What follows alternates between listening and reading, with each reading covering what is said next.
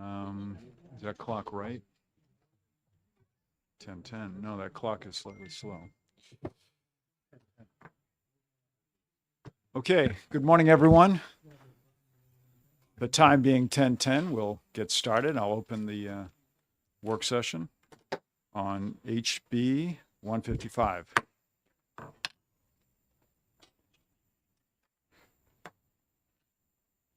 Any discussion on HB 155?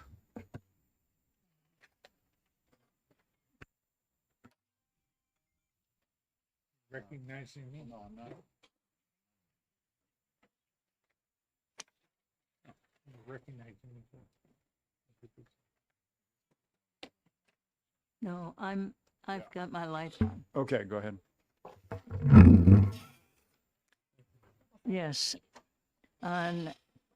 We expected that we would be interim studying this.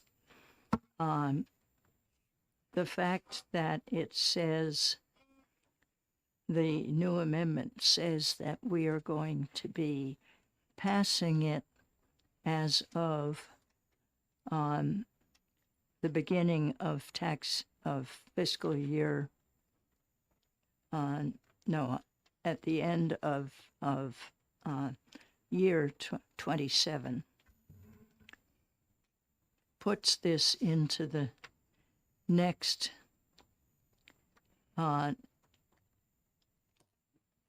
next session, but also allows no time to undo it, which takes away money at a time when our committee has been saying all along is going to have less money.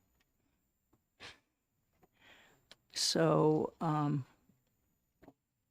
think we at least will be voting against it. Thank you. Representative Ullery. Thank you, Mr. Chair. I point out to my friend that every time this committee or the body has cut taxes, revenues have eventually increased.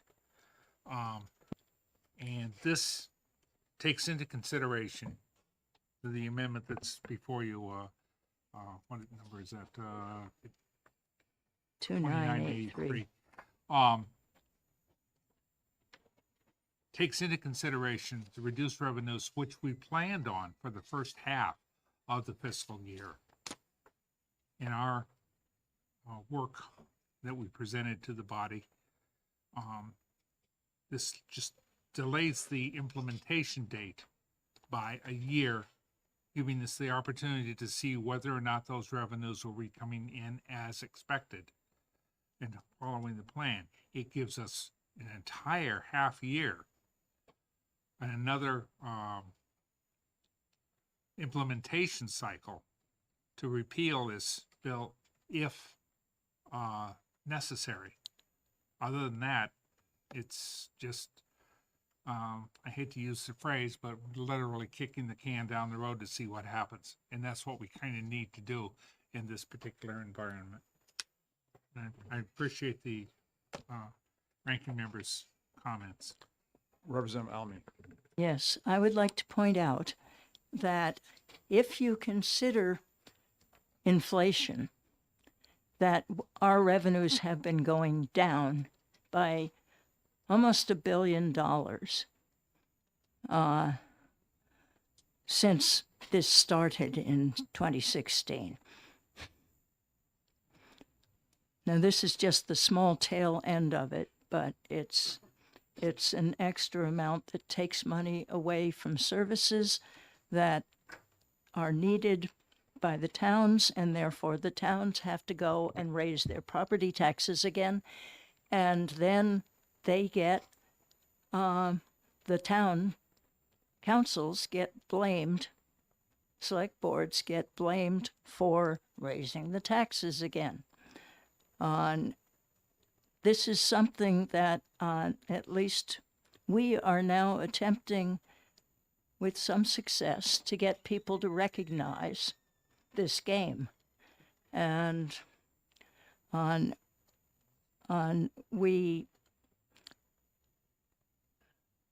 I hope that we will be able to do something about this. in the near future. It may take couple more terms before people get the idea of what has been going on. We can't run the towns, have the towns spending all of the revenues. They are already spending a huge amount of having to raise and spend a huge amount of those revenues. Thank you. Representative Southworth. Thank you, Mr. Chair. I'm concerned about everything that's going on, what I would say behind the budget. We don't know how much the Group 2 changes in benefits is going to cost. We don't know how much the voucher expansion is going to cost.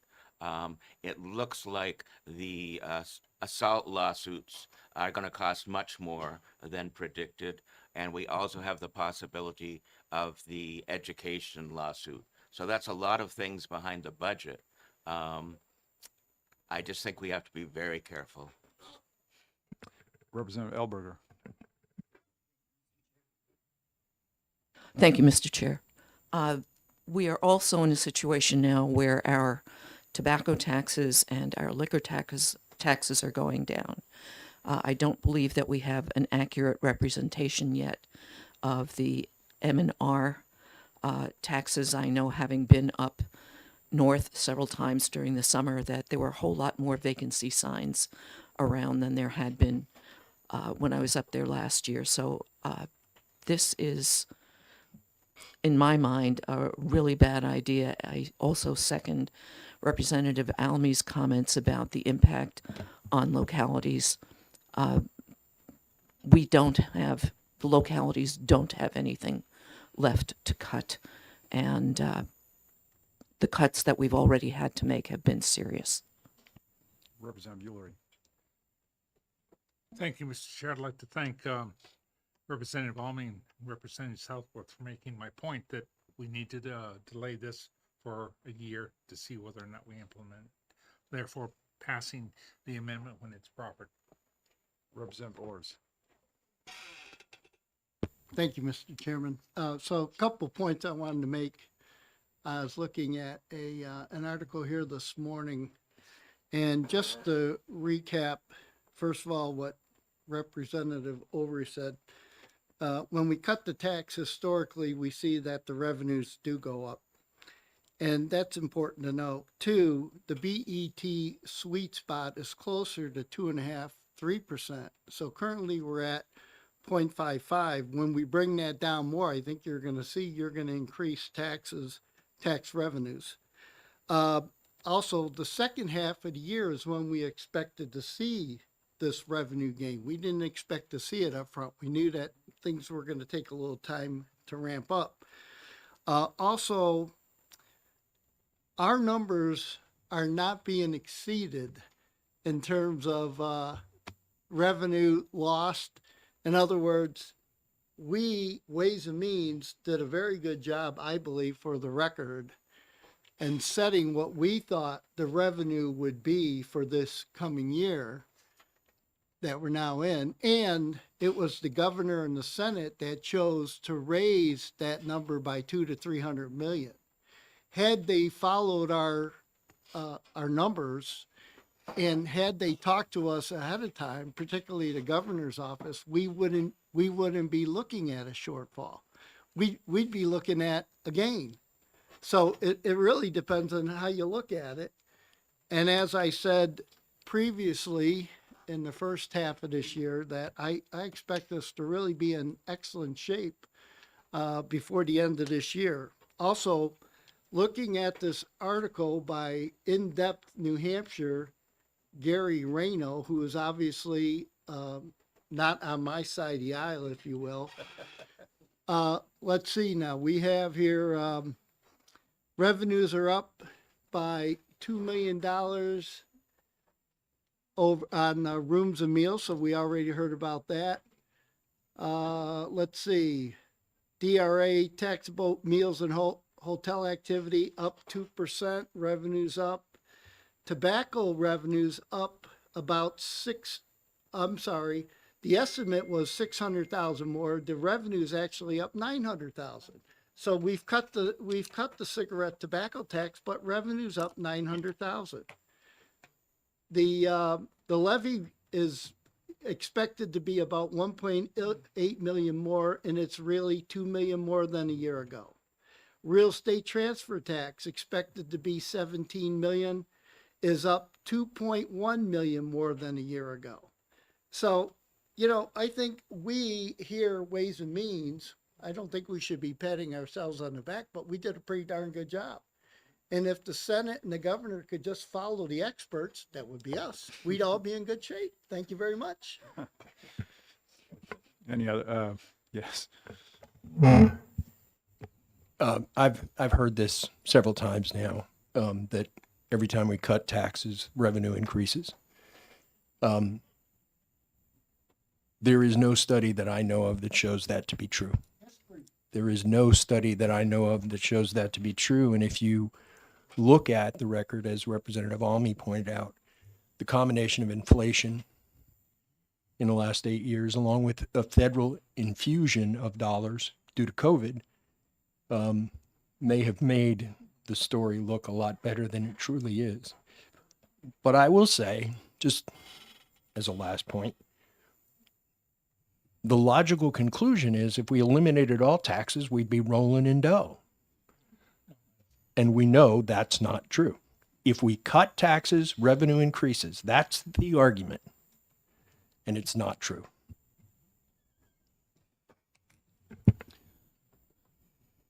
Representative Ulrich. Just a comment. Laffer curve. You cut taxes, you get no revenue. If you cut them to zero. If you tax it 100%, you get no revenue. That is a scholastic study that has been published and republished and verified. Thank you, sir. So what you're saying is there's a sweet spot on that curve where, Yeah, it's around 25 to 28%, somewhere in there. okay, I think, okay. I don't want to go too much further with this because I think we kind of get the feeling, but, yes, Representative. Thank you, Mr. Chair. On the macro basis, the biggest source of revenue that we have is a business profits tax. We're running behind last year, even though the committee did do good work on projecting this. But I'm concerned about looking at the macro number and where we're trending. So that would be my statement on this. Thank you. One Representative Ors, one quick Thank you, point. Mr. Chairman. One quick point on that also is I missed this one. Lottery Commission transferred 18.6 million to the Education Trust Fund in September, which is 8.4 million more than a year ago and 2.7 million more than the estimate. So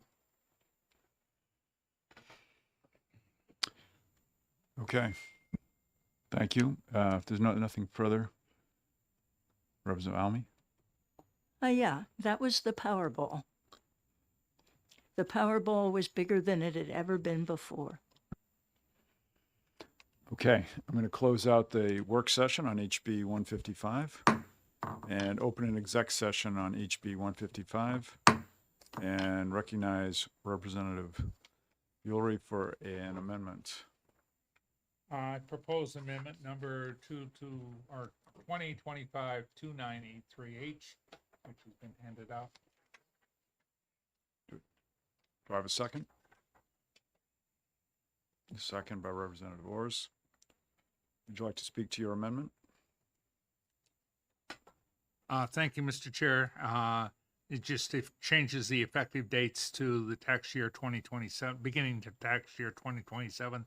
The act itself shall take place 6 months prior and July 1st. Any other comments beyond what we've heard so far? Seeing none, I'll ask the clerk to call the roll on the amendment.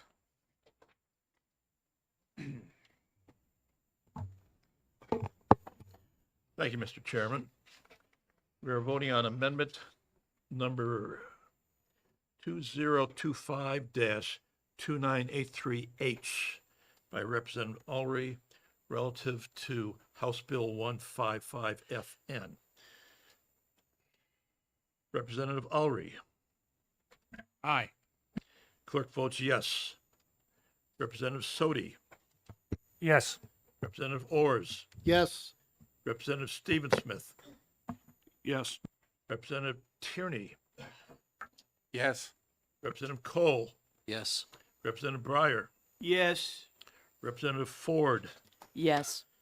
Representative Murphy. Yes. Representative Almy. No. Representative Southworth. No. Representative Malloy. No. Representative Woods. No. Representative Lane. No. Representative Elberger. No. Representative Thomas Corman. No.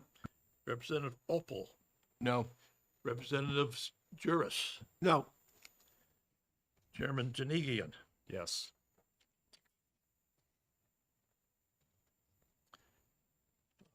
Eleven to nine. Yes. Yeah. The vote being 11 to 9, the amendment passes. Actually, you know what? We just did something out of order. Yeah, Yeah. that's fine. All right. So, Representative Ulrey, recognize you for a motion. Move to, OT. ought to pass, I'll remember this one of these days. Ought to pass with amendment, OTPA. On HB 155. Do I have a second? Second by Representative Murphy. Would you like to speak to your motion? Nope. Okay. Further discussion? Seeing none, I'll ask the clerk to call the roll on OTPA.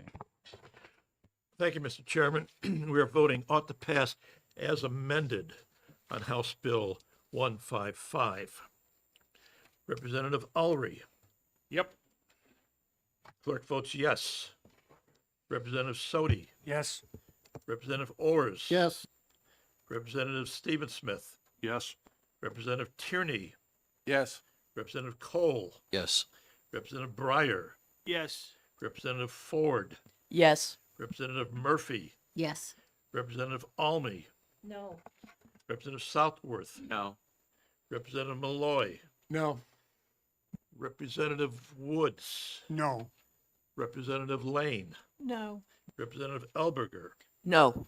Representative Corman. No. Representative Opel. No. Representative Juris. No. 11-9. Oh, you didn't ask me yet. Sorry, Representative Janiga, I had not shut you off. Yes. Clerk counts 11 to 9. Okay, the vote being 11 to 9, HB 155 passes as amended. Will there be a Uh, report? There'll be a, so Representative Ulrey will do the majority report. Do we know who will do the minority report? I'll do it.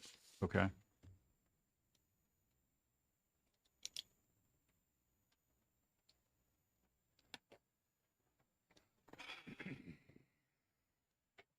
Okay, I'll close the exec session on HB 155.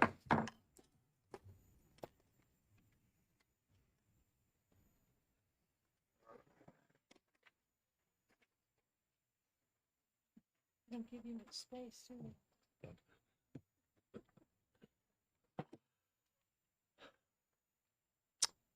Okay, I'm now going to open the executive session on HB 224 and recognize, Work that's session. right, it's a work session right now. Open the work session on, I'm going to open the work session on HB 224. Comments? Actually, Representative Murphy, comments? Thank you, Mr. Chairman. So this bill as amended was attempting to take money that was collected for one purpose and then redistribute it for another, and I feel that it requires additional study. So I'm going to recommend a motion to interim study this bill. Okay. Any other thoughts? Yes, Representative So. No, I'm not on executive session Okay. yet, but good to know that there's agreement there. I agree with the representative. Yeah, thank you. Okay. Excellent. All right. Yes, Representative. Yeah, thank you. Yeah, so I'm actually on the Science, Technology, and Energy Committee, and that's the policy committee for this bill. There are actually a lot of problems with this bill, and I would prefer ITL, but I'm okay with interim study. Thank you. Who's this gentleman?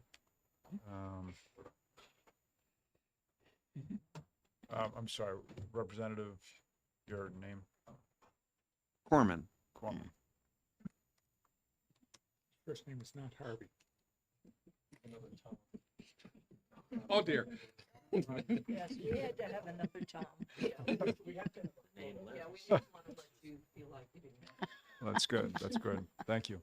No Dicks or Harrys, so we're All all right. set. Yeah. Okay, seeing Representative Murphy, you don't have it. Okay. Seeing nothing else, I'm going to close the work session on HB 224 and open an exec session on HB 224 and recognize Representative Murphy for a motion. Thank you, Mr. Chairman. I move to interim study HB 224. Do I have a second? Second by Representative Southworth. And would you like to speak to your motion? I don't think it's necessary. I think we have agreement. Let's Sounds good. Yeah. When the clerk is ready, I'll ask the clerk to call the roll.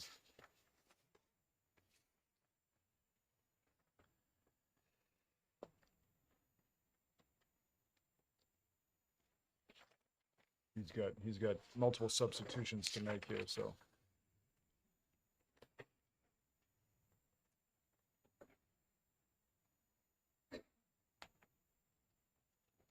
Thank you, Mr. Chairman. We are voting on House Bill 224. The motion is interim study.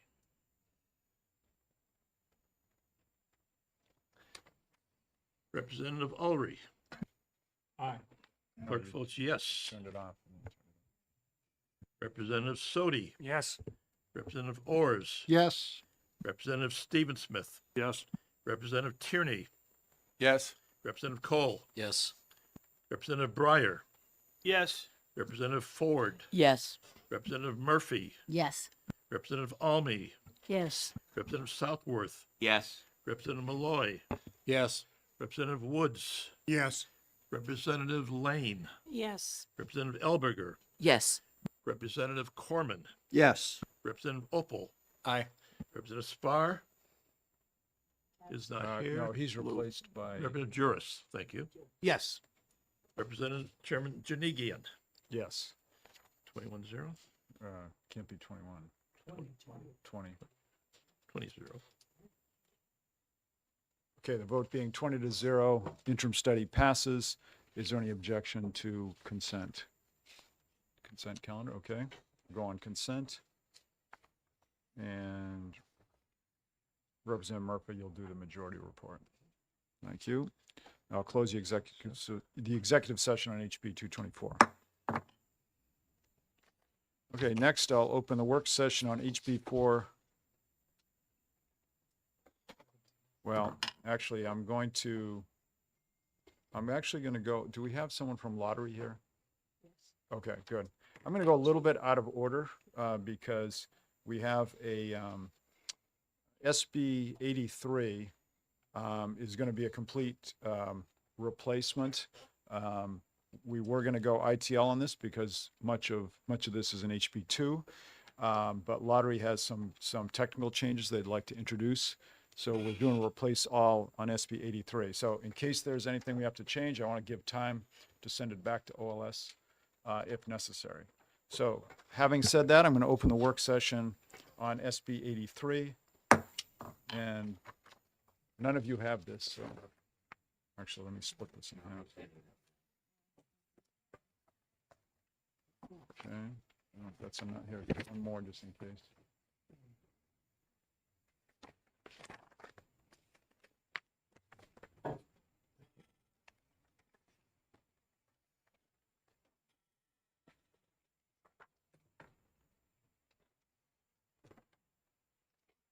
I'm going to ask Lottery to come up here and introduce themselves and answer any questions we may have. I'll give everyone a couple minutes just to look at this.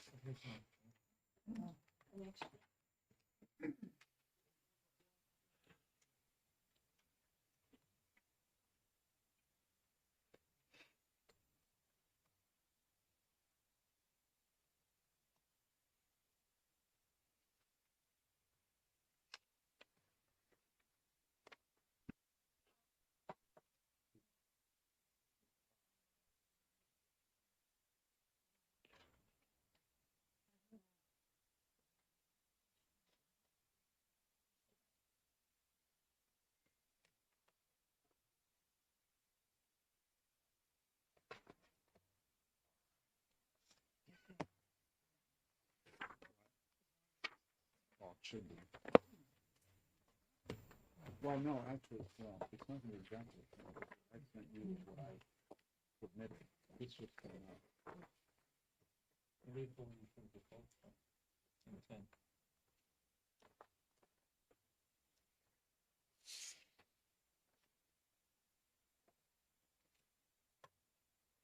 Actually, maybe what we'll do is I'll have you go through, introduce yourselves, and then kind of go through what you've changed here, and then we'll go from there with questions.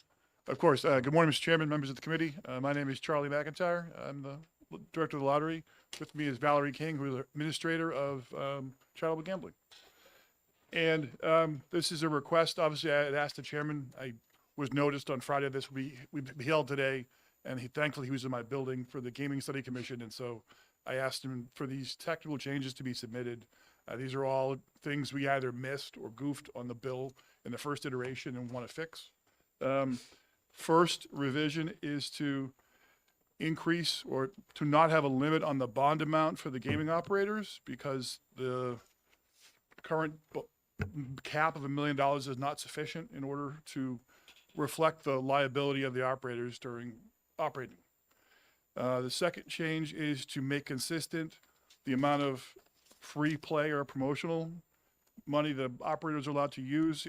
It's been 15%, but in one section of RSA 287, it says 12.5%, which is inconsistent.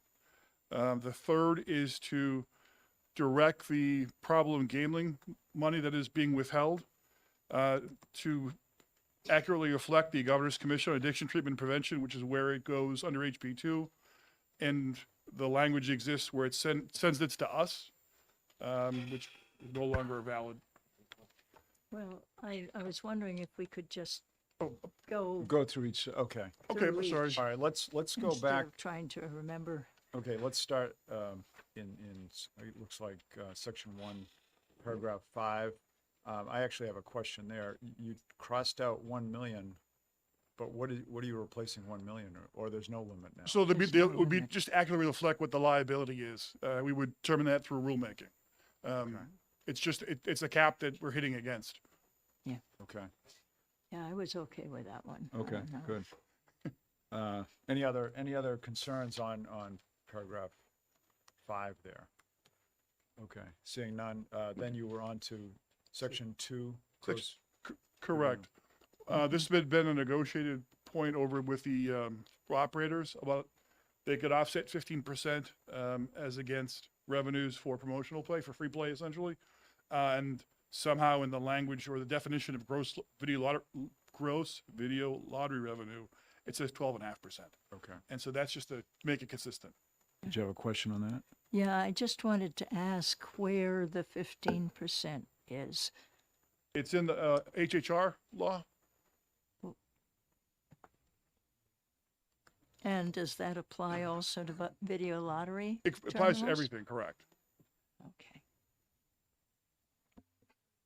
The HHR language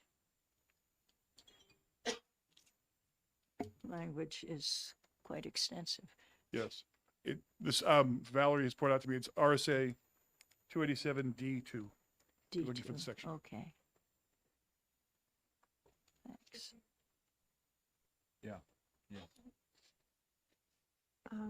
Can we go back? I have a question on the previous section, Representative Lane. if everybody's finished. Sure.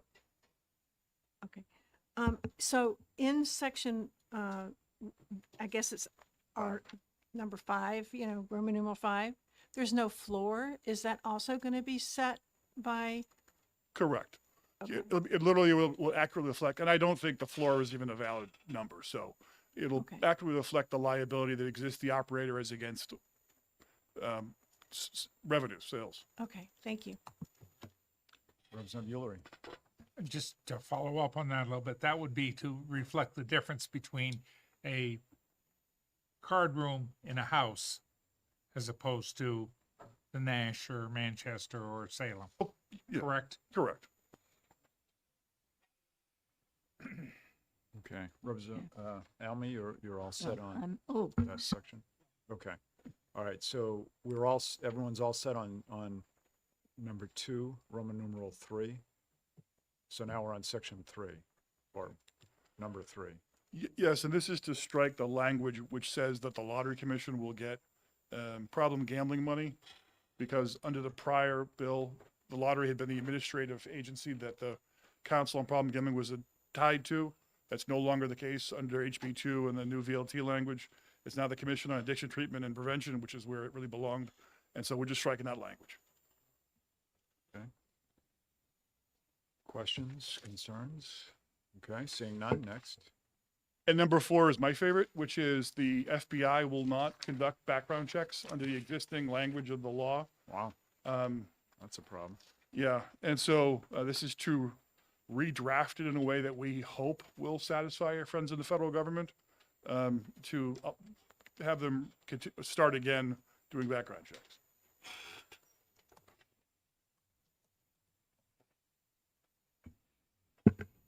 Representative Almy. yes. Does this mean we're no longer going to have any knowledge, you were going to have no knowledge of the owners of more than 10% of the entity?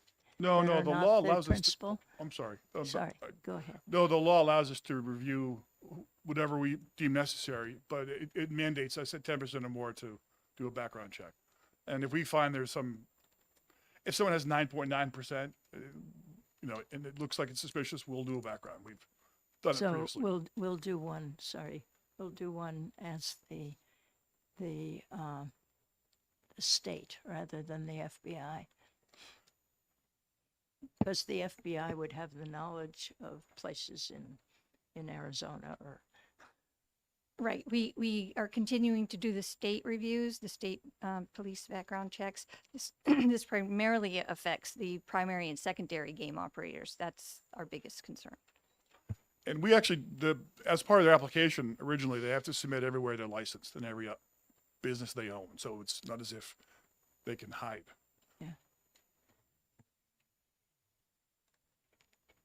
Okay, continuing on. That's it, Mr. Chairman.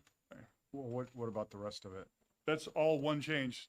Oh, Number 4 is all one change. It's I see. literally okay. changing the definitions of what constitutes All right. primary, secondary game operator employers, because the FBI viewed the language as too broad. So we don't know that the FBI will accept this, but this is your best guess at what they'd accept. That is absolutely correct. Yeah. Okay. And Did they give, so they didn't give you any more direction other than it's too broad? Technically, they didn't give it to us. They gave it to the state police. Oh, State police shared it with us. They didn't, they won't talk to us. wow. Okay. Representative Almy. so we'll still be at the state level looking at the primary game operators and the secondary ones. Yes. Okay. Anybody else have any concerns, questions on this amendment? Thank you for, Okay. thank you for considering it. Really appreciate Yeah, it. thank you. All right, then if there's nothing else, I'm going to close the work session on Oh. this. You give Representative Almy 30 more seconds. Yeah, no, that's okay. You're all set? Okay. Yeah, I was looking just at those. All right, I'm going to close the work session on SB 83 and open an exec session on SB 83 and recognize Representative Ohm for a motion. Thank you, Mr. Chairman. I vote that we Well, ought to first, pass. Well, first, yeah, first an OTP. yes. Let me first offer the amendment. No. No, first we have to make an OTP Thank you. and then a motion to amend. So, Thank you, Mr. Chairman. I move OTP on Senate Bill 83. do I have a second? Second. Susan? Or Southworth seconds? Okay, Representative Southworth seconds. Would you like to speak to your motion, and then this is where you can offer the amendment? Yeah, this is a bill that's largely moot, but it provides a vehicle for technical corrections such as the lottery director has pointed out. So I recommend that this bill be amended per the proposed amendment as discussed with the lottery director. And that amendment number,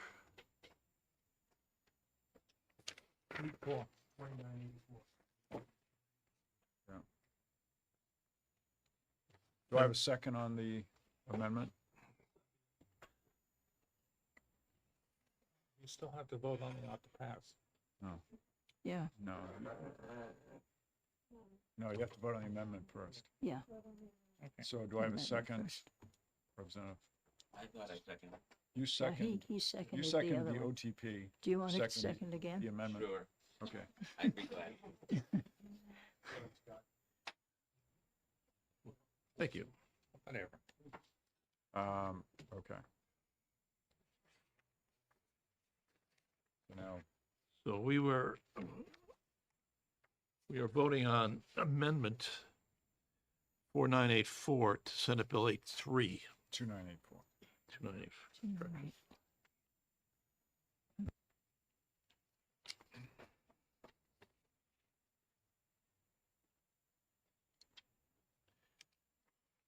We're voting on Amendment 2984 and Senate Bill 83. The motion is ought to pass this amendment.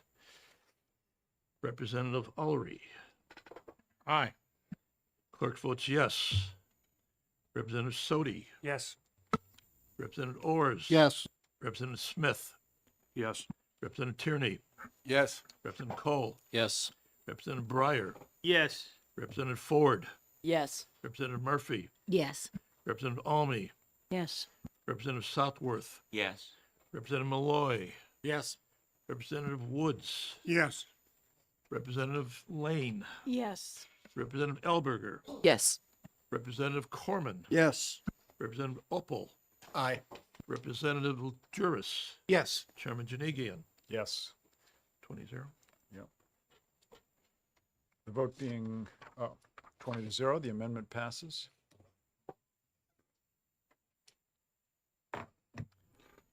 And now on to the, any comments on OTP? What's that?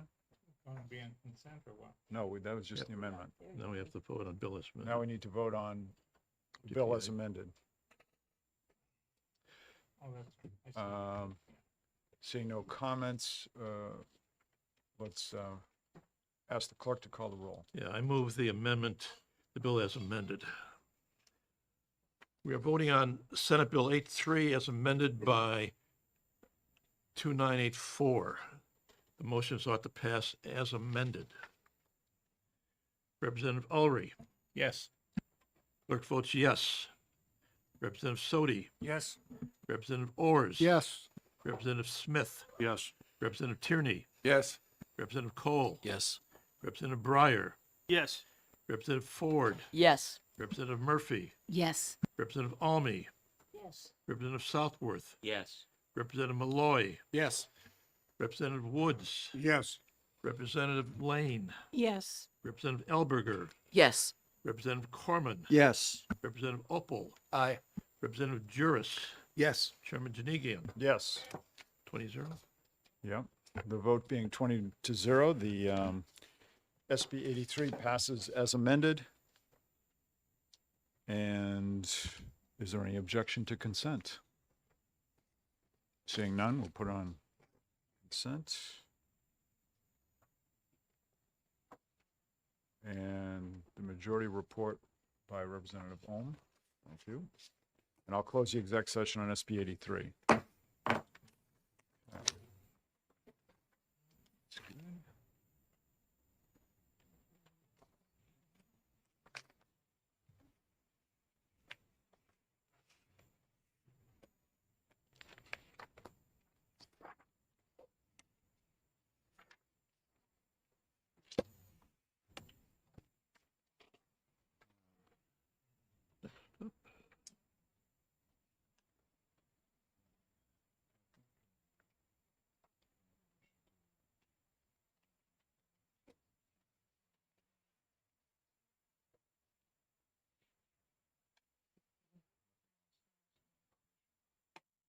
All right, under the same premise of this last one, I'm going to jump to HB 524, which regards repealing the New Hampshire Vaccine Association. We do have an amendment, and if there's any changes to that, same thing, it would allow us time to get it to OLS for any changes.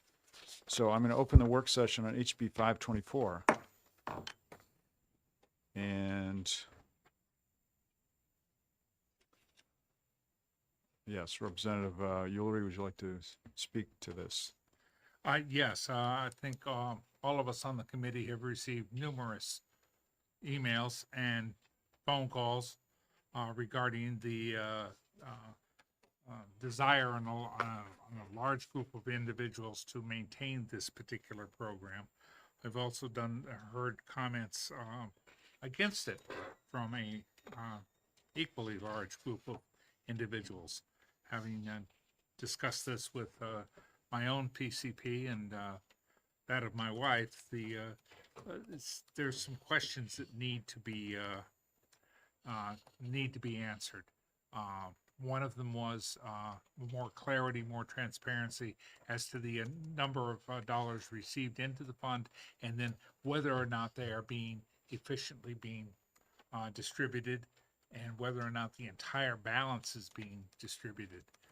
To that effect, I have offered an amendment based on consultation with others to document the annual costs, the annual deposits, and the annual or biannual distributions, bringing the fund to zero every 2 years so that we know that money is actually going to where it's going. And then at the same time, setting up a commission or a committee to actually review the fund to make sure that it's doing what we intended to do to the best possible fashion that government can make it do.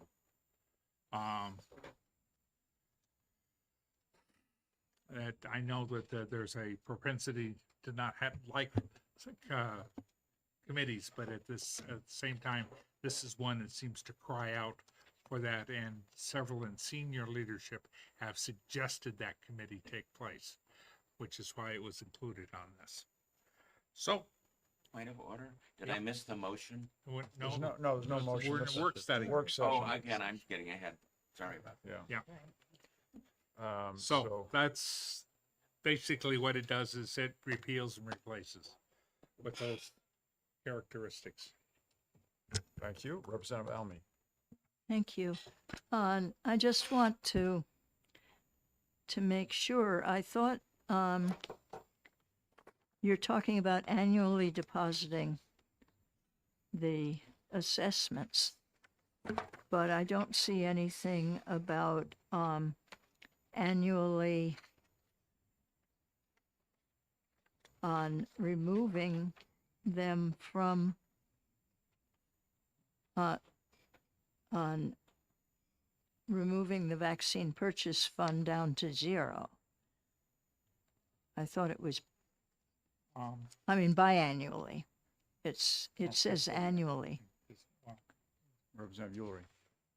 Yes, Representative, Roman 3, assessments collected by the association, including funds deposited under, shall be dispersed at the end of each fiscal year. Oh, okay, so that is rather than M, yeah, rather than M says, Yep. yeah. Got One it. speaks to the disbursement, Mm-hmm. firstly. Secondly, the transparency as to the receipt of funds and where they're going. Right. So in this case, if they have some extra money, which they frequently do, a little extra money left at the end of the year, not a lot, then where does that extra money go to? Line 19. Look at line 19. Line 19. Promptly return to the association. Thank you. So that does cover that. So the association would then hand it back. Right. At the beginning of the next year. Well, they'd Got be it. handing it back to the treasurer to get it back from the treasurer. Yeah, But it was clear how much was received yeah, and how much was then redeposited. okay. Further thoughts, concerns? Okay. Seeing none, I'm going to close the work session. You got some? Just thought of something. Yeah. I do hope that the committee will include representation from both majority and minority. Thank you.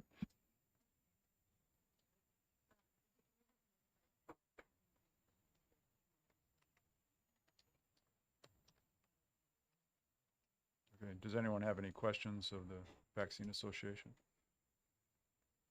Is that what you just said? Because I couldn't hear it.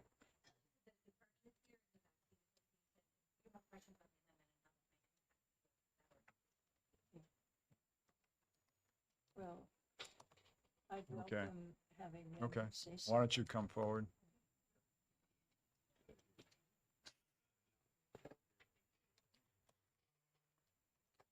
Are you gonna get two people on that one chair?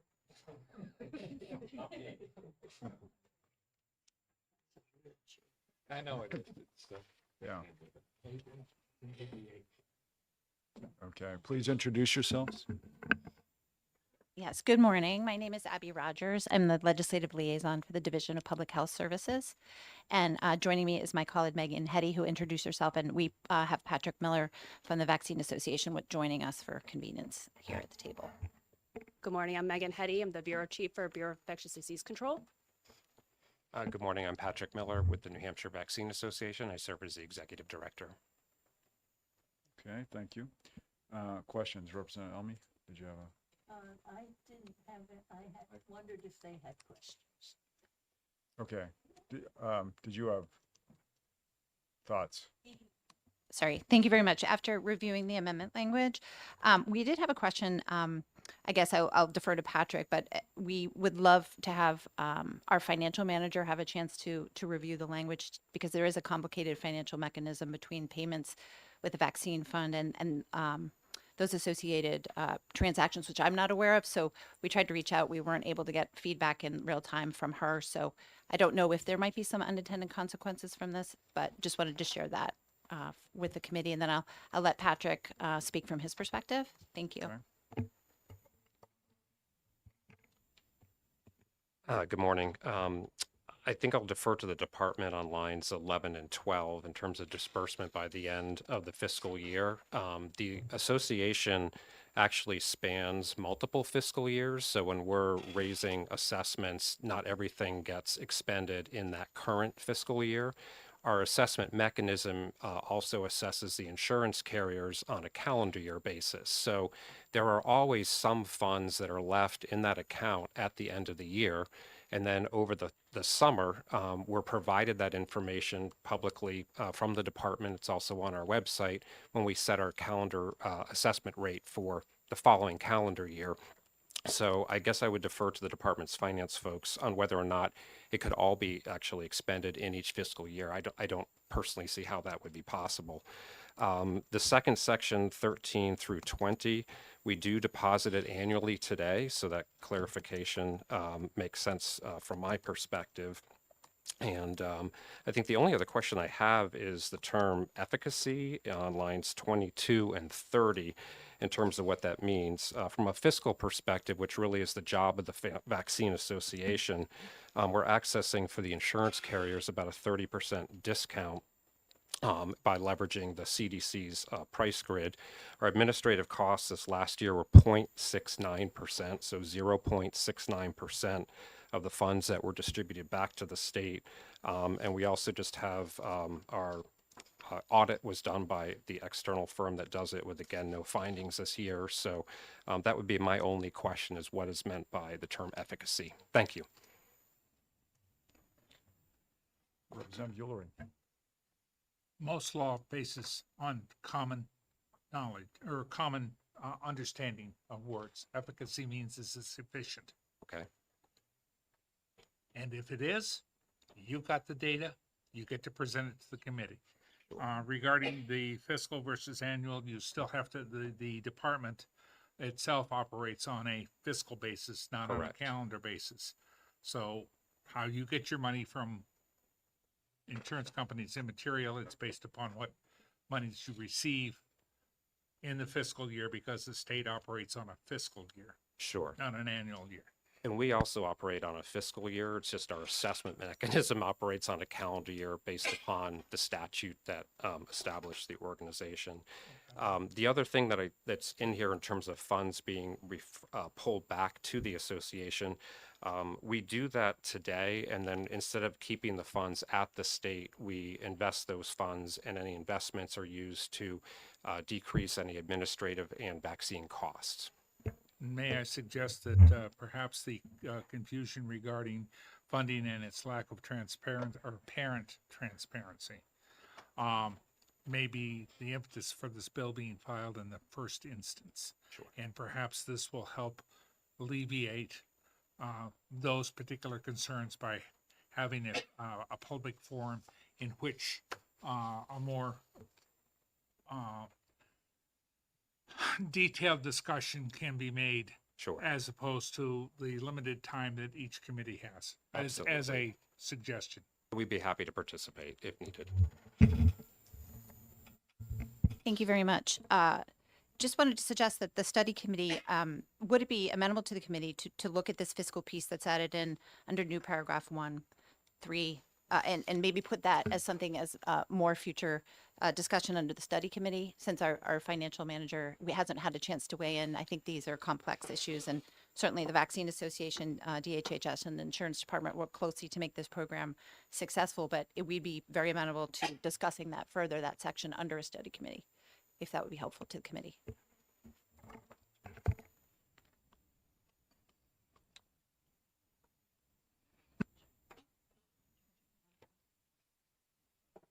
Yeah.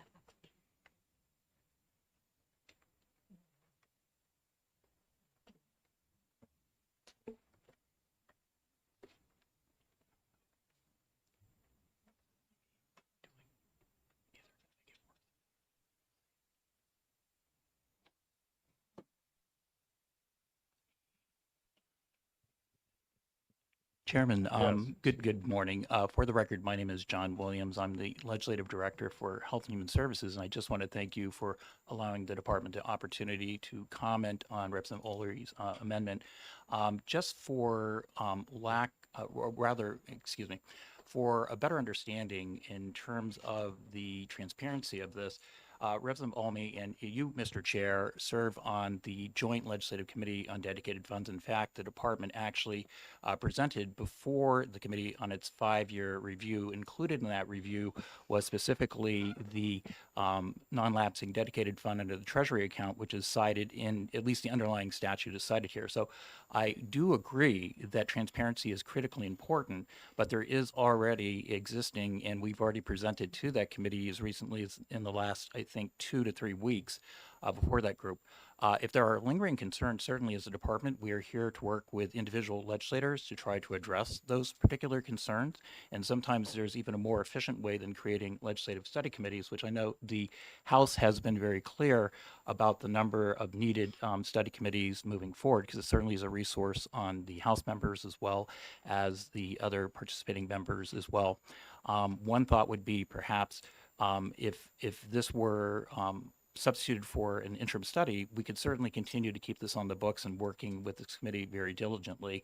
And also just emphasizing again that the particular account that they were referred to under RSA 141C17A is accounted for as part of the dedicated funds. And we certainly are very transparent in terms of our review, and we appreciate the good work of the legislature.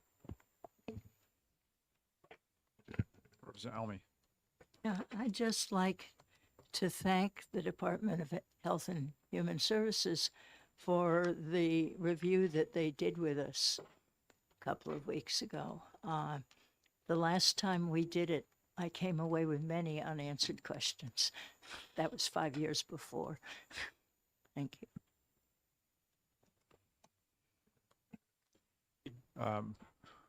Yes, Representative Breyer.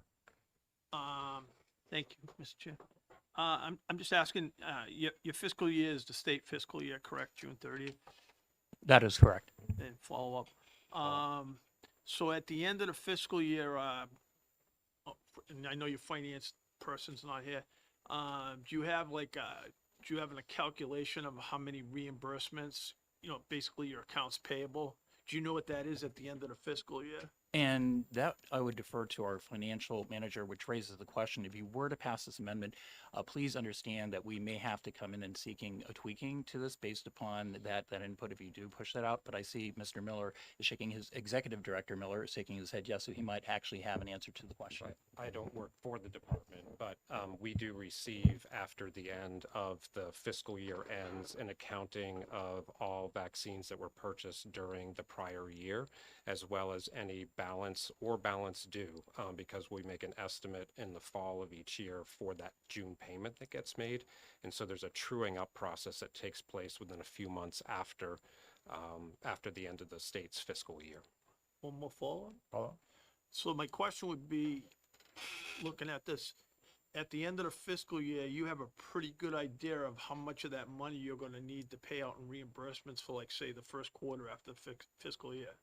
Yes, and those are performed functions by the state, not by the Vaccine So Association. Theoretically, we would have those reimbursement numbers, and you could just, would it be possible if you just to set up a payable for reimbursements that's reported on your financial activity, so you know how much of the fund you need to retain to make those payments?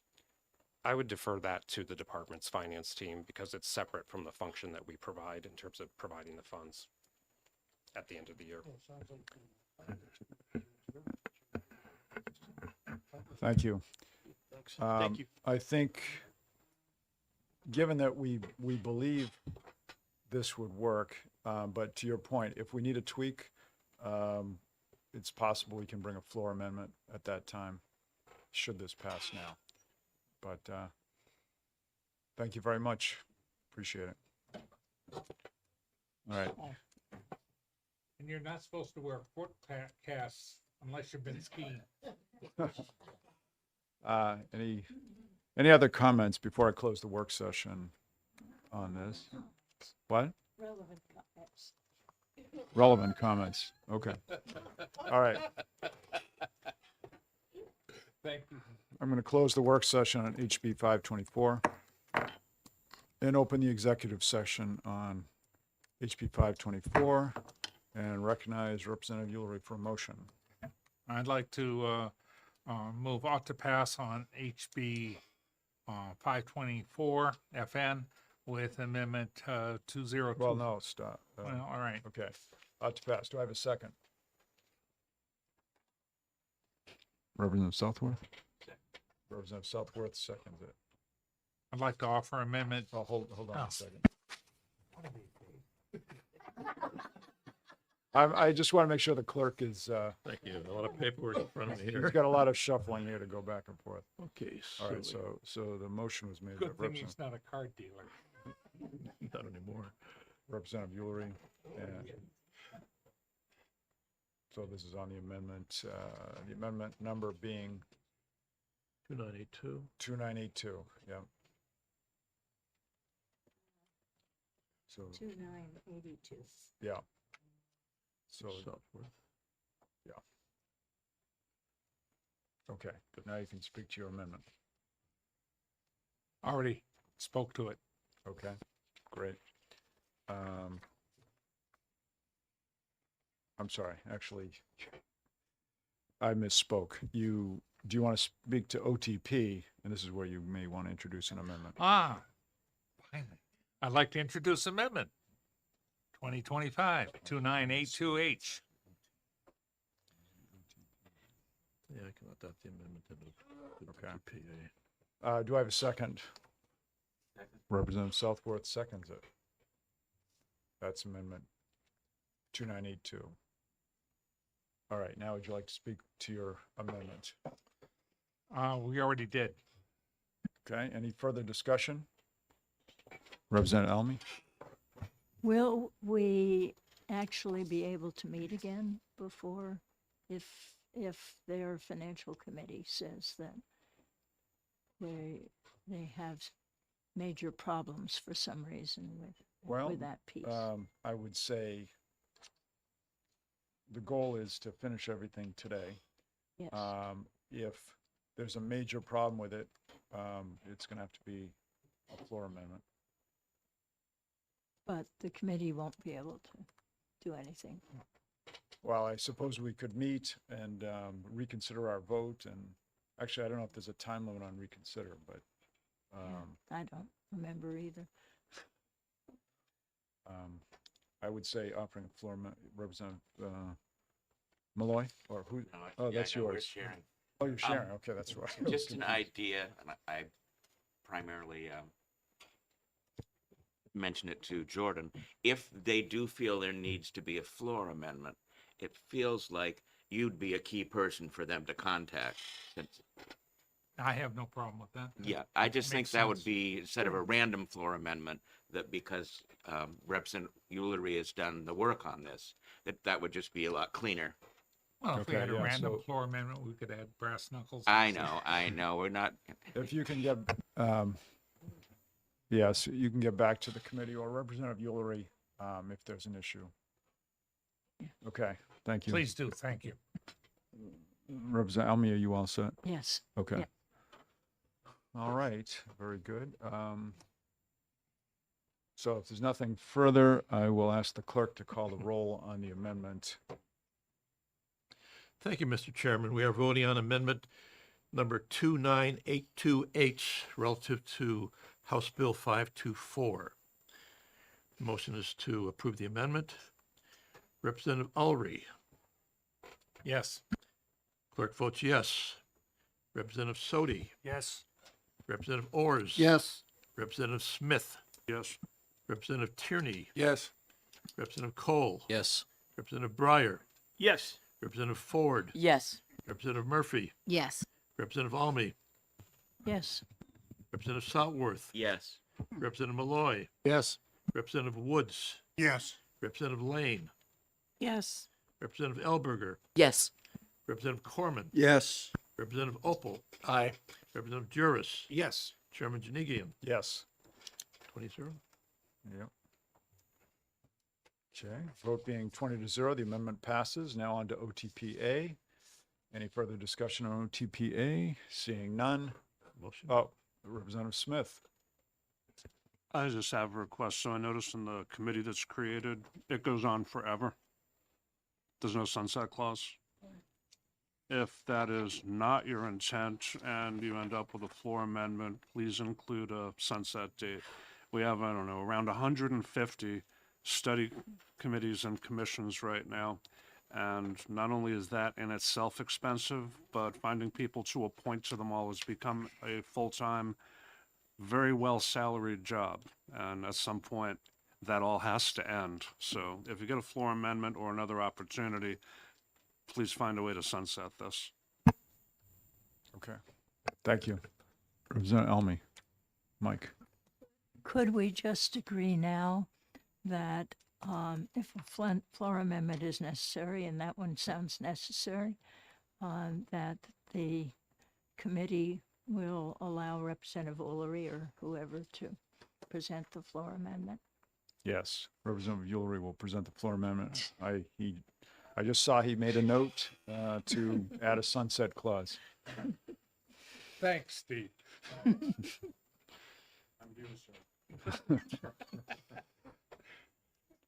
Okay. I saw Twilight, man. All right. Thank you. That was good catch. So now, if there's no further comments on OTPA, I will ask the clerk to call the roll. Thank you, Mr. Chairman. The vote is OTPA on House Bill 524 with Amendment 2982H. Representative Ulrey. Yes. Clerk votes yes. Representative Sodi. Yes. Representative Ors. Yes. Representative Smith. Yes. Representative Tierney. Yes. Representative Cole. Yes. Representative Breyer. Yes. Representative Ford. Yes. Representative Murphy. Yes. Representative Almy. Yes. Representative Southworth. Yes. Representative Malloy. Yes. Representative Woods. Yes. Representative Lane. Yes. Representative Elberger. Yes. Representative Corman. Yes. Representative Opal. Aye. Representative Juris. Yes. Chairman Janagian. Yes. 20-0. Yep. Okay, the vote being 20-0 for OTPA on HB 524. It passes. And is there, well, no, we don't want to put it on consent. No, put on right there. No, that's regular calendar. Because we will be introducing a floor amendment. We just have to take it off. Yeah, there's no point in doing that.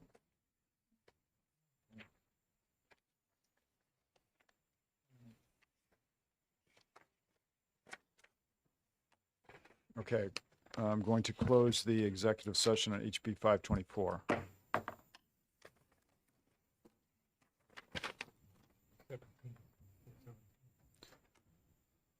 Okay, now we'll go back to the order here. I'm going to open the work session on HB 417 relative to repealing the communication services tax. And Representative Breyer, do you have comments on that 417 communication services tax? Yes, I do, Mr. Chairman. Thank you. It's my suggestion that we should send this to interim study because I think there's some issues around the overall legislation that needs to be analyzed a little bit more and worked out. Okay, thank you. Any other thoughts, Representative Southworth? I agree. Okay. All right. Let's- And I agree also. Okay. Excellent.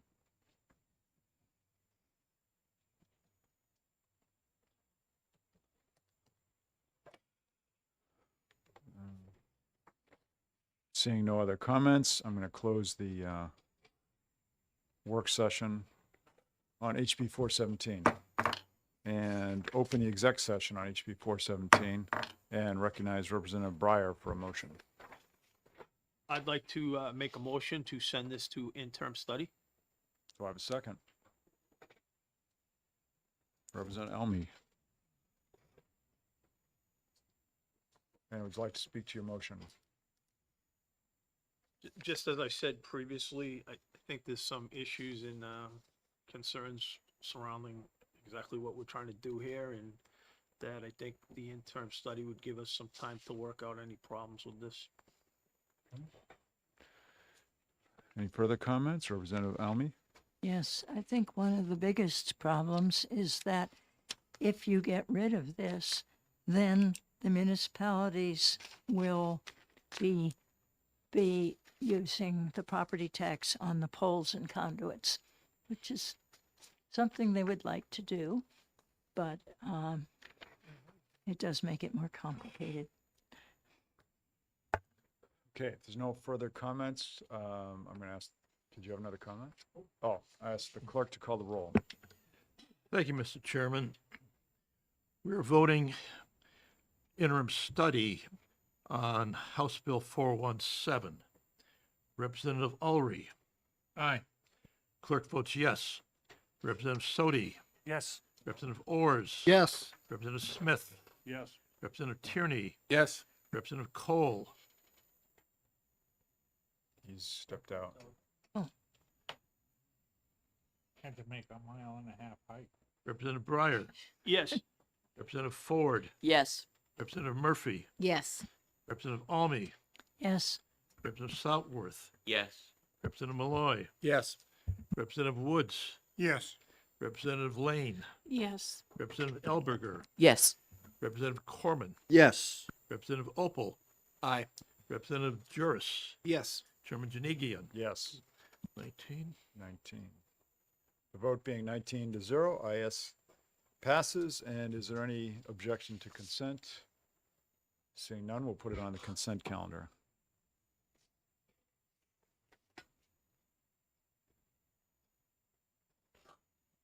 I'm going to close the executive session for HB 417. Okay.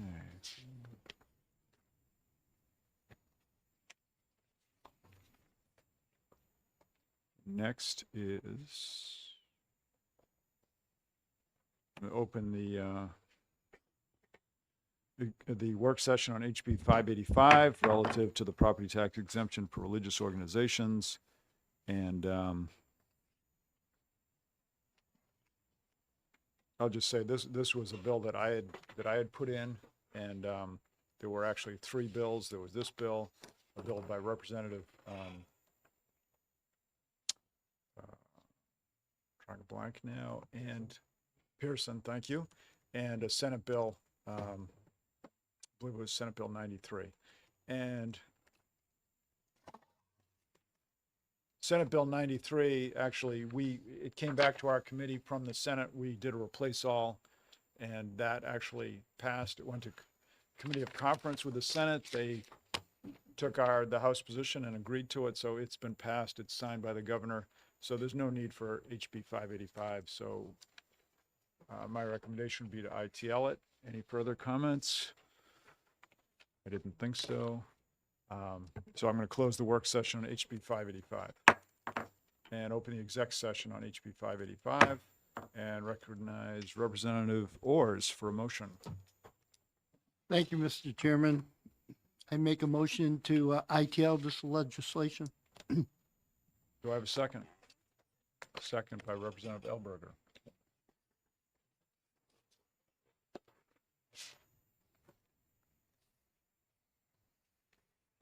Would you like to speak to your motion, Representative Ors? Yes, basically, this legislation has been overcome by events. I think it's time to just move on. Thank you.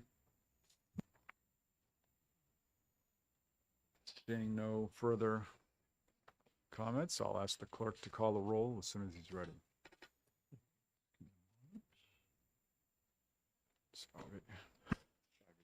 Yeah, you're somewhere.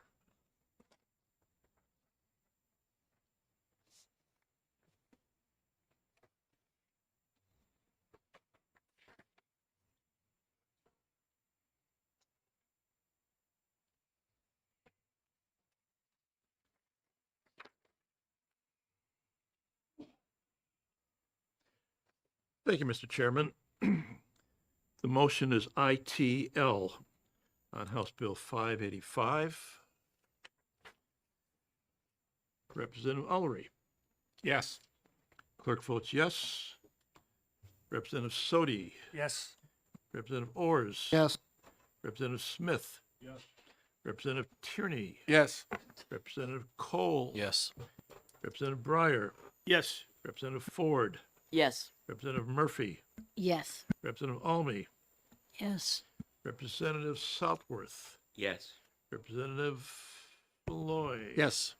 Representative Woods. Yes. Representative Lane. Yes. Representative Elberger. Yes. Representative Carmen. Corman, yes. Corman, thank you, sir. Representative Opal. Aye. Representative Juris. Yes. Chairman Janigian. Yes. 20-0. Vote being 20-0, the motion of ITL passes. And I would suggest consent. Don't see any objections to that. Okay.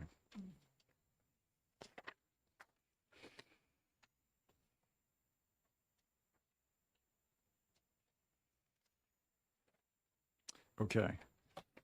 Next is work session. I'm going to open the work session on HB 635 relative to taxing nonprofit entities who settle illegal immigrants as for-profit entities.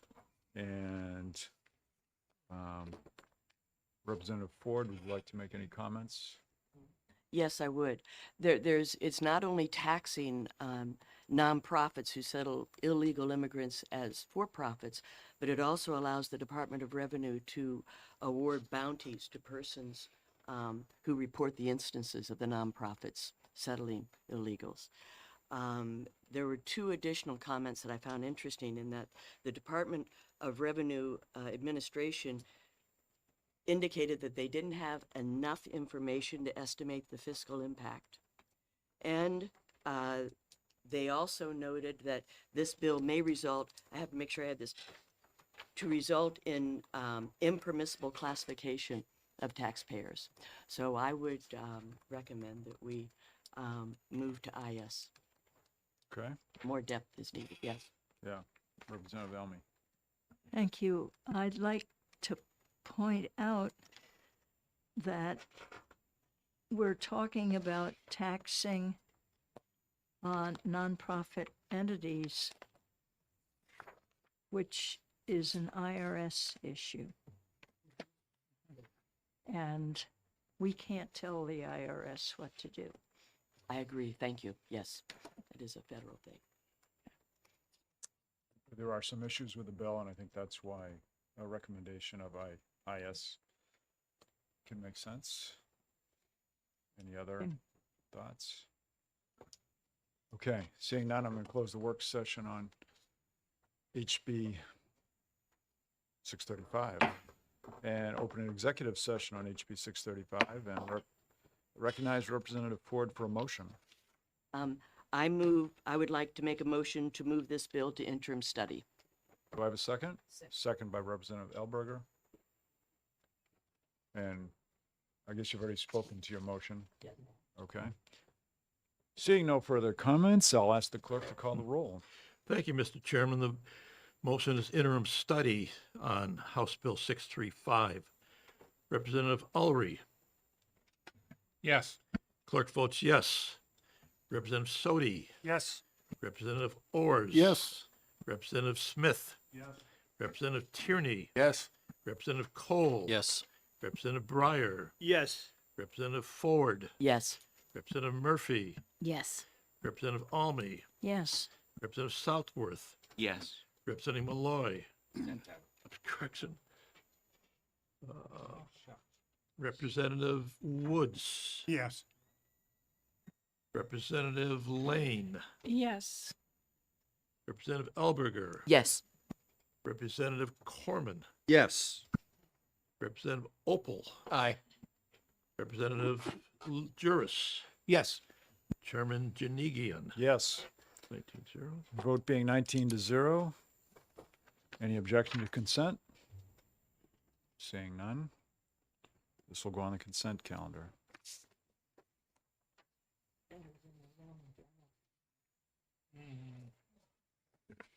Okay. Looks like we have two bills left here. 7, yeah. We have 728 and HB 60. So I'm going to go to HB 728 next. I'm going to open your work session on HB 728. Representative Soti, would you like to make a comment?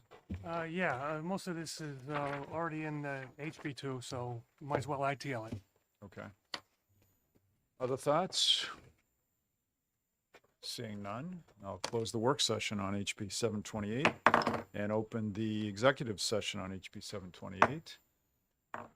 And recognize Representative Soti for a motion. Motion is ITL. Do I have a second? Yes, Representative Opal. And you just spoke to your motion, so we're done with that. No other comments. I'll ask the clerk to call the roll as soon as he's He's ready. Thank you, Mr. Chairman. You're doing good, Bill. These are easy. The vote is ITL on House Bill 728. Representative Ulrey. Yes. Clerk votes yes. Representative Sodi. Yes. Representative Ors. Yes. Representative Smith. Yes. Representative Tierney. Yes. Representative Cole. Yes. Representative Breyer. Yes. Representative Ford. Yes. Representative Murphy. Yes. Representative Almy. Yes. Representative Southworth. Yes. Representative Malloy. Yes. Representative Woods. Yes. Representative Lane. Yes. Representative Elberger. Yes. Representative Corman. Yes. Representative Opel. Aye. Representative Juris. Yes. Thank you. Chairman Janigian, Yes. 20-0. Yeah. The vote being 20-0, the motion of ITL passes. And any objection to consent? I didn't think so. Thank you.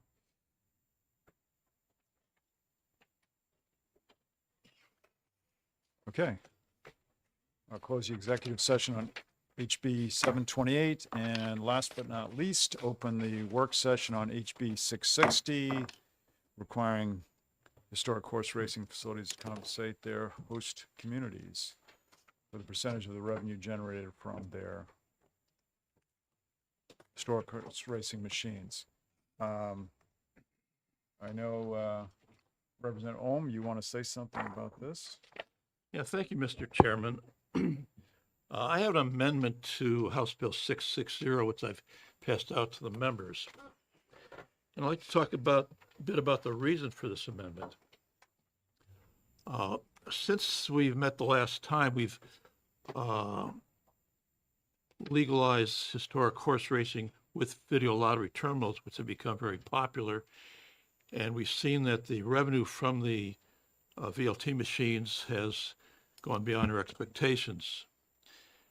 It's gone to the point where it looks like we're going to be giving tax money to charities in the order of $60 million per year. And I'm sure Director McIntyre could comment on that, but I think we could certainly say that we've increased the projections of revenue from the expanded gaming. The problem I see is that we've now set up a situation where an unusually large amount of money, tax money, is being allocated to charity. I think the amount of money is likely to be $60 million this year and probably increasing. The question I have is this a reasonable amount of money to give out of our tax dollars to charity? I suggest that there's a better use of some of this money. My amendment takes the amount of money that's going to charity and cuts it in half. What this would mean is that in the current year coming up, we would likely to have $30 million, what I'll call flying out of helicopters and dropping in on charities to be distributed as determined by the casino operators who decide who gets the money from charity.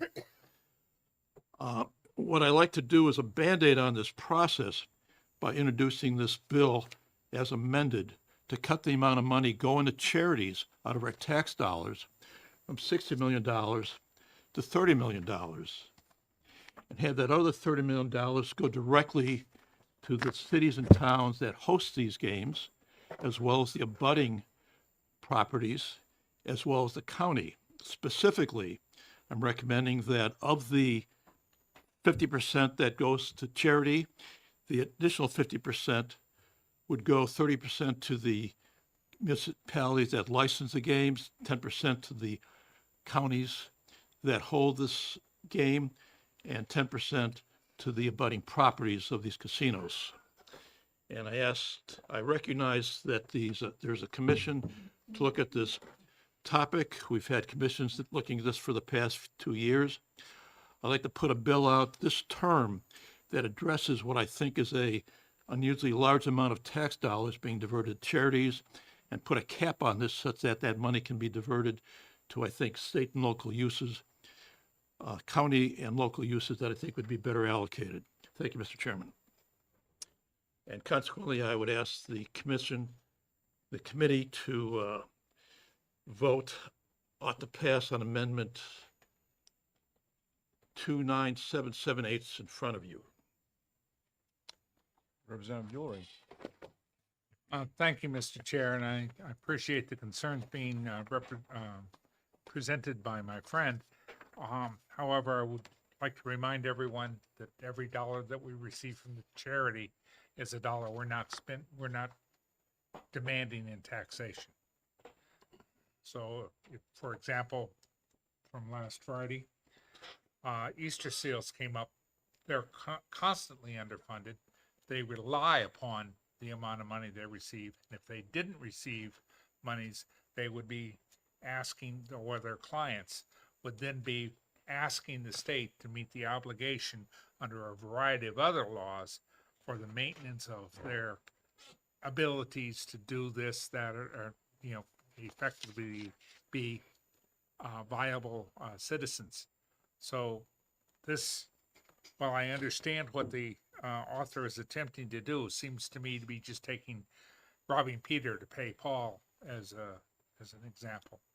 I don't think that it actually shifts the monies around in the fashion that's the way that's necessary.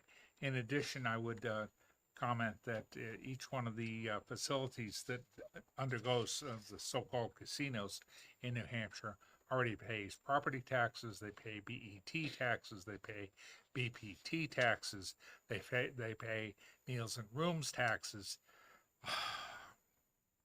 And to just give money to a municipality without restrictions is inviting an increase, as was shown with what happened with the implementation of a broad-based tax in Connecticut several decades ago. It reduced property taxes for 1 year, and now they've got some of the highest property taxes in the country. Representative Elberger. Thank you, Mr. Chairman. The taxes that Representative Woolery mentioned do not go directly to localities. Nashua is, I'm not sure honored is the correct word, to host 2 very large casinos. And there is an impact on the city. The money that could be going to the localities, to Nashua, to the surrounding communities, and to Hillsborough County would do a great deal to lower tax rates, property tax rates, both on municipal and the county level. I don't know about the rest of you. I hear more concerns about property tax rates than I hear about any other subject, and I would support this legislation. Representative Opal. Thank you, Mr. Chairman. I just have a couple of questions, if I may ask Representative Ohm. Representative, you have 30% to the municipality in which the licensee operates. How would you distribute that? Is that going to be based on the square footage of the casino? Is that going to be based on revenue from the casino? That's not clear to me. Yeah, it's a fairly simple calculation. It's revenue that would normally go to the charity is chopped, and that chop would be split to the general funds of the local communities. Yes, sir. Follow up. Please follow up. So I guess what I'm asking, though, is how are you going to of that 30%, how are you going to divide that between, say, Nashua and Lebanon and Hampton and, between the communities? Yeah, thank you for the question. The 30% that I talked about is to the host community. So we have a casino in Nashua right now. 30% of the gross money that's generated by that property in Nashua would go to the city of Nashua. So it'd follow up. Yeah, so there'd be no direct benefit then to the other counties or jurisdictions outside So, of. so it would be Hillsborough. based on the revenues from each casino? Is that, Yes, that's correct. okay, all right, thank you. Representative Elman. Yeah. I think it is a Band-Aid, but I think it's maybe the best that can be done when a region and a municipality are seeing the ill effects as well as the good effects. And when we have a situation where the licensee is the one that decides which charitable organizations are getting the money. And we know, we've seen the data that only a sixth of the NGOs in the state do receive the money. The rest of them are cut out, sometimes by their own volition. I have a poverty agency in Lebanon, which doesn't want to take money that is producing the clients that they have to see every day. But some of it is just that they have long waiting lists to get this money, and the guy who owns the casino is the one who gets to decide who gets that money. And that also allows them to ask those people to come in and lobby us for more benefits to the casino. I think that it's a real conflict of interest. And this reduces a little bit that influence, not a lot. And as a legislator from Lebanon, which has a casino, which we did not want, and cannot remove, we've got, we do have we have the highest property taxes outside of Claremont in our region. And it makes things difficult. But I do want to look at the 10% equally divided between any city or town that abuts the municipality. I'm trying to, we have three. Hanover, which doesn't need the money. Sorry, do I have anybody from Hanover here? I don't think so. and Enfield and Plainfield. The population, well, together, maybe with Hanover, it's almost as large as the population of Lebanon, which is growing, unfortunately, quite quickly by means of putting in major residential towers all over the city so that we can do our bit to house people. And except that most of those towers are only for people in the upper 30-40% of the income levels. So all those towers. So it does seem to me that what this does, equally dividing between any city or town,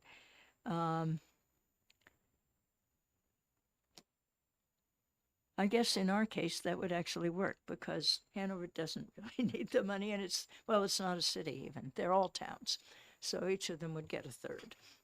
But that idea in other places could lead to a small town near Manchester and a very large city getting the same amount of money. So I didn't quite like the way it was worded, but maybe by population would be better. Representative Corman. Thank you. Actually, Representative Almy left out one town that does abut Lebanon, and that is Hartford, Vermont. And I don't see anything in this bill that restricts it to New Hampshire towns and cities. I was also going to say that I'm on the board of a nonprofit, and we struggle for every dollar that we get. And I do have concerns about cutting what goes to charities. Representative Elberger. I was going to pretty much say the same thing that Representative Corman said, but I wonder if we could just add in number 1A4, any city or town in New Hampshire that abuts. Yeah, you abut also. Yes, we've got Tingsboro right next door.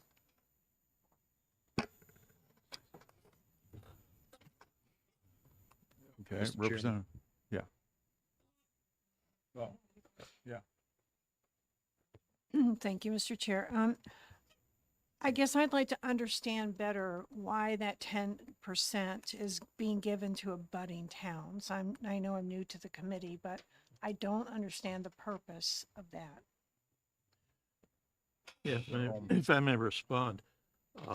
We had previous testimony that I introduced on other bills talking about the cost to the local communities of having a gaming institution in the area. So the idea was that we had a defined amount of money to mitigate the cost of potential crime. And that was the purpose of the mitigation. Did I answer your question? Representative Southworth. Thank you, Mr. Chairman.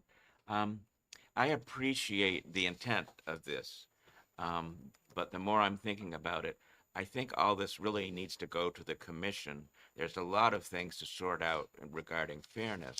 I'm still very concerned about all the nonprofits that don't get a penny and don't really have any way to get a penny.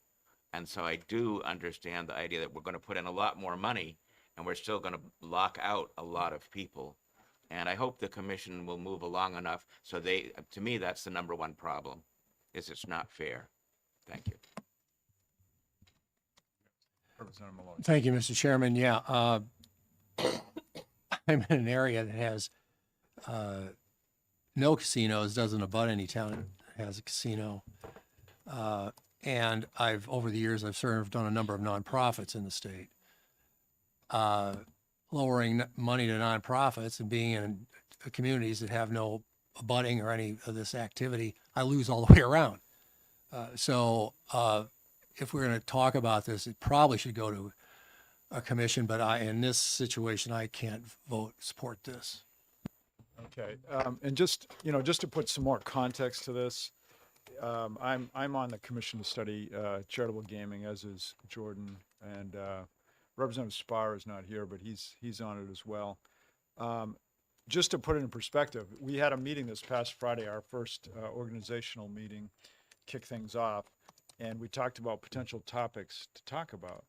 The meeting lasted, I'm going to say, I think it was roughly an hour and a half, and I would say a good half an hour of that hour and a half, guess what we talked about? Charities, and this whole problem of, how much should they get? Are there charities being locked out? So it's a very complicated, and how they should be chosen. It's a very complex topic. While I appreciate what Representative Ohm is trying to do, I think it's taking too broad a brush to a problem that needs a lot more study. But just so everyone knows, it is one of our top things that we plan on working on. And anyone who has any thoughts on how this should move forward are welcome to, watch the calendar and bring input. I think there was.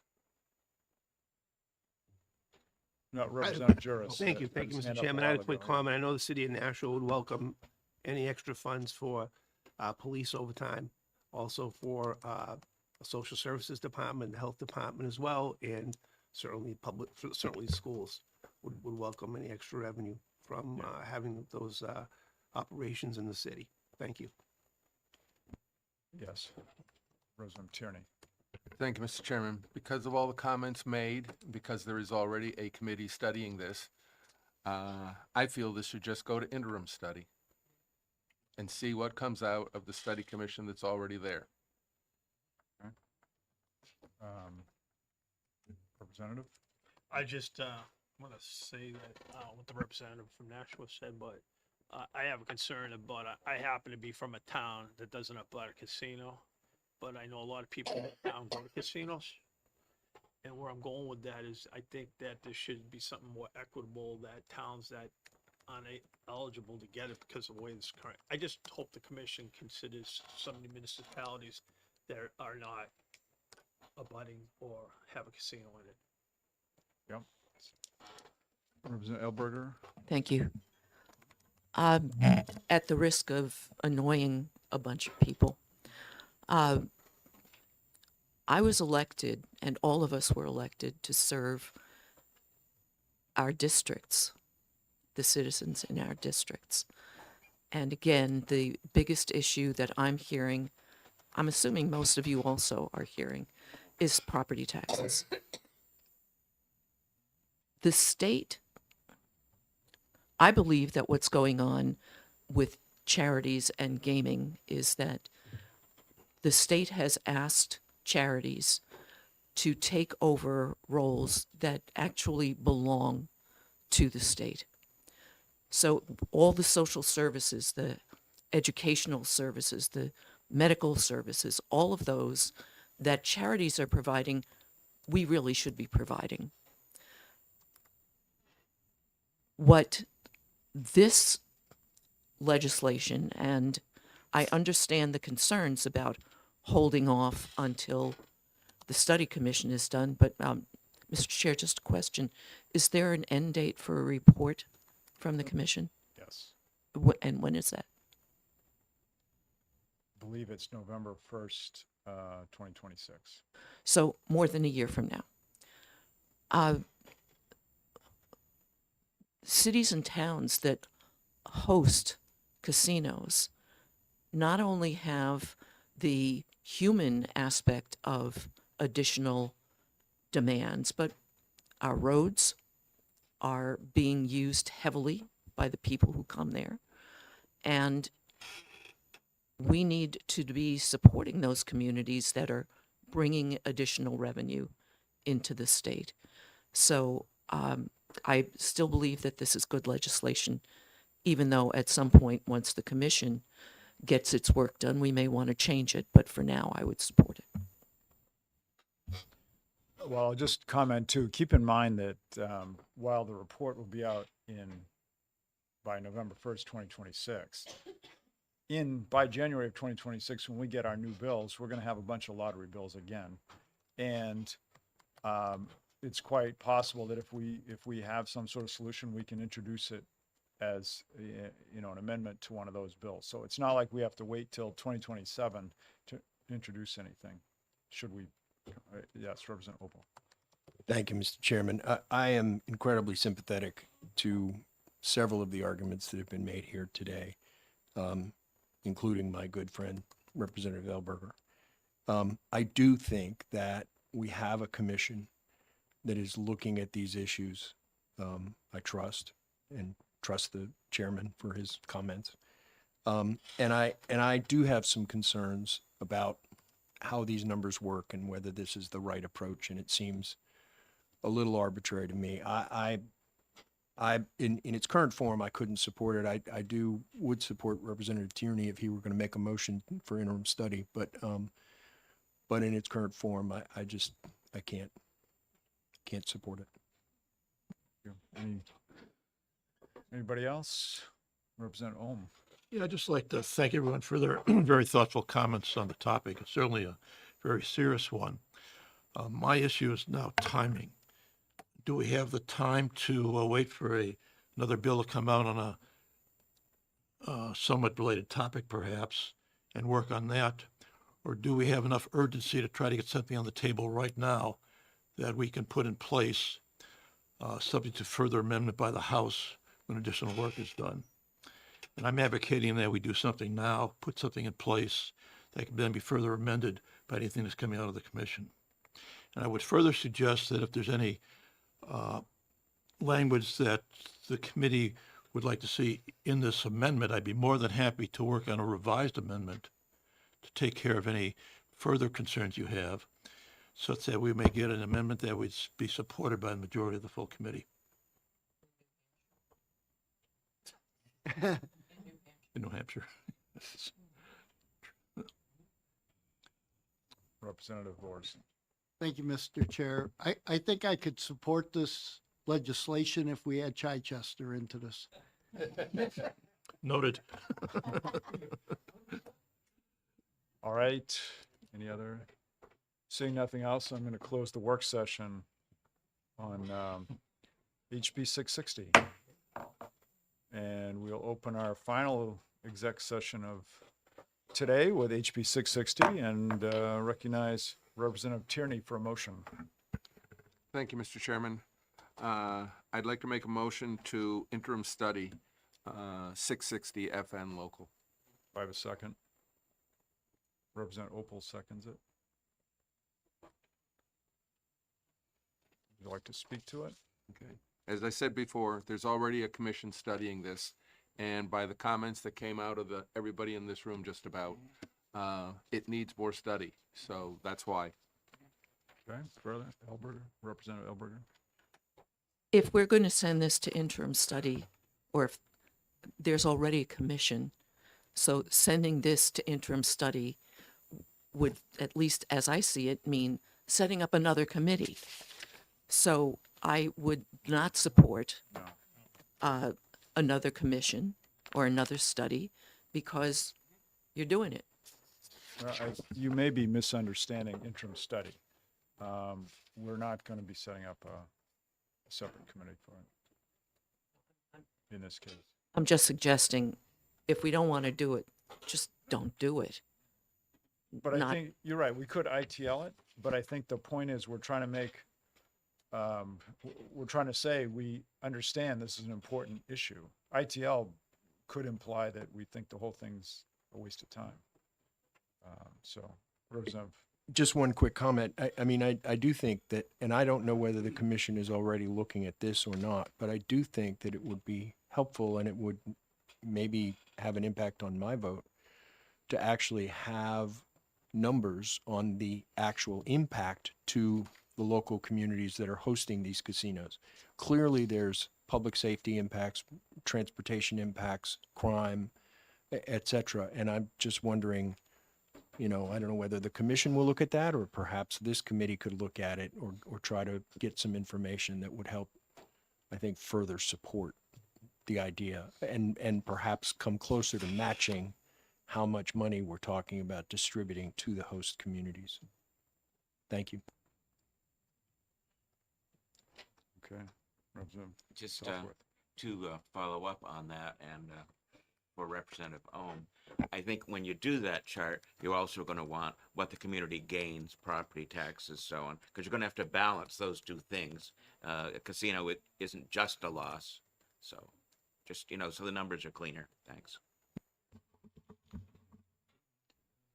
All right. Anybody else? Representative Almy? Well, just on that topic, there's a great difference between the impact of two huge casinos in Nashua and the impact of our casino, which is on the grounds of a former car dealer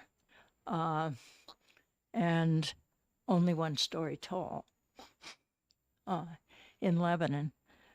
I still haven't quite figured out what's going on in there, but we are getting a fair number of Vermonters as well. The traffic has only been about 10% worse than it was before, and this is on Route 4 going from the east of the state over to the west of Vermont.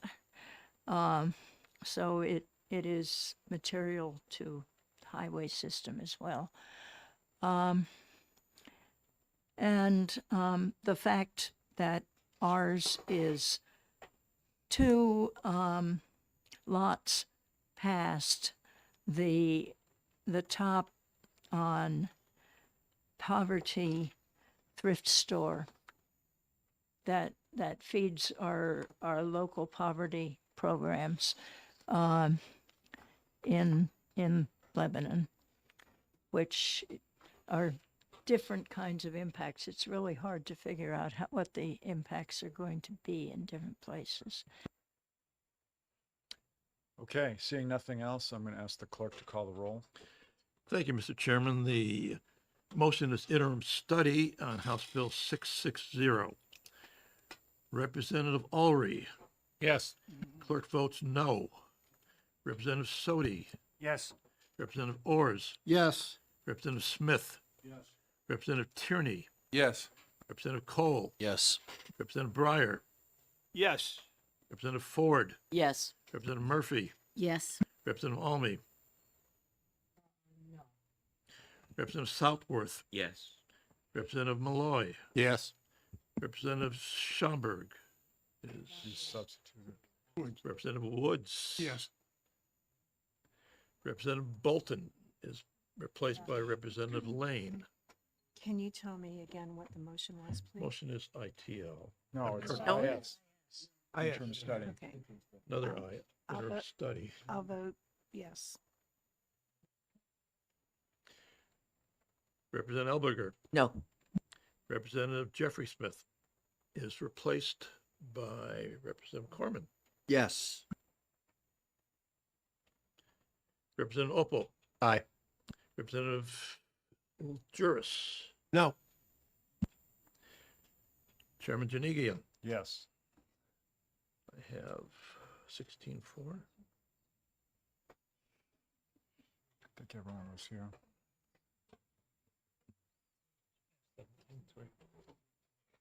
I You do? have Juris. Who voted no?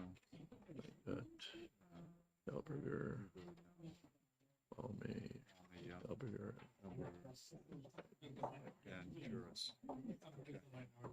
All right, the vote was 16 to 4